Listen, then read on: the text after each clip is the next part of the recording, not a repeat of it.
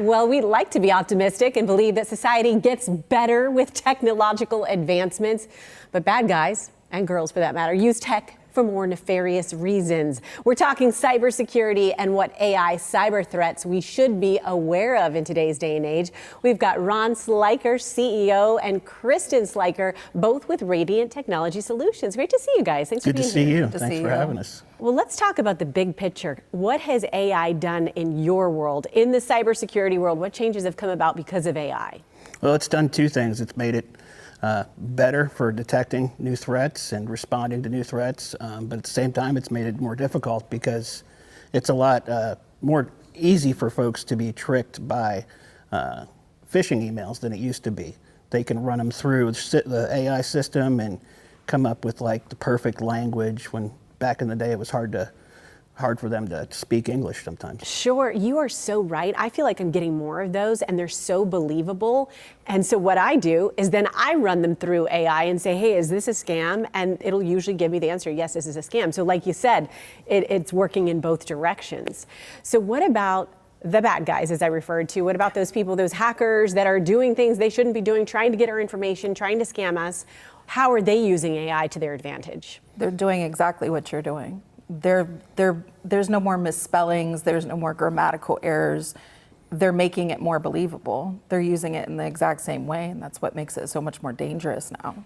So they've used essentially AI to up their, just like people are using it to improve their emails and their communication, they're using it to improve their communication. Exactly, and beyond phishing, they're using it for like brute force attacks to crack your passwords, gain access to your accounts, and take things you don't want them to have. And the same way AI is used to process data faster, I'm sure they can do it on their end as well. Yeah, absolutely. Yep. What do you see in terms of customers who come to you and they're dealing with an issue? What's something as of late that, again, has changed because of the rapidly growing AI technology where you've had to step in and save the day? Well, usually people come to us, they they think that they're too small to be, a target for cybersecurity. Or for hackers, excuse me. So they come to us, they don't have a lot of protection in place, and then we have to implement different tools to make sure they're secure. But the biggest vulnerability is definitely the employees. Oh, really? Okay, it's the employees falling for a phishing scam. Yeah. So in one hand, the bigger your company is, the more you have, the more exposure you might have in that sense. But you're saying, hey, guess what? Just because you're a small business, a smaller company, don't think that you're in the clear. Exactly. I mean, you can put as many locks on the front door as you want, but if somebody goes and opens the door, the bad guy's going to come in. Of course. In what ways do you help clients? What is the process like when you meet someone for the first time, maybe a small business owner or a business owner of any size comes to you and says, how are we going to work through this? What do you look at? Hopefully they come to us before there's an issue, so we can get in, do a review of their systems, make sure there's good security in place, train the employees, make sure they know what to look for. Absolutely. And so what are some of the feedback that you've gotten from those businesses that you've worked with in this more AI heavy era? What have you heard from your customers? I would say that he touched on the point that the small businesses don't think that they're even a target.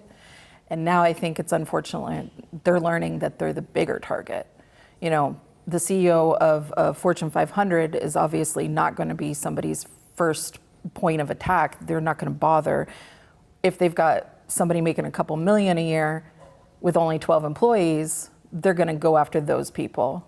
And we've seen that a lot, unfortunately. Yeah, it's really good to know and good to think about because to prevent these kind of things, because you can imagine that, like you said, they're not going after the big company. No. They're saying, oh, I have the wherewithal or I have the tools with AI to go after as many little companies as I want to. Yep. I can duplicate this measure and there you go. So that's where you step in, and we want to share your information with our viewers so they know how best to protect themselves. There you see it, radiant-tech.net online, and fascinating conversation. Loved catching up with both of you. Thank you. Thank you. Thank you.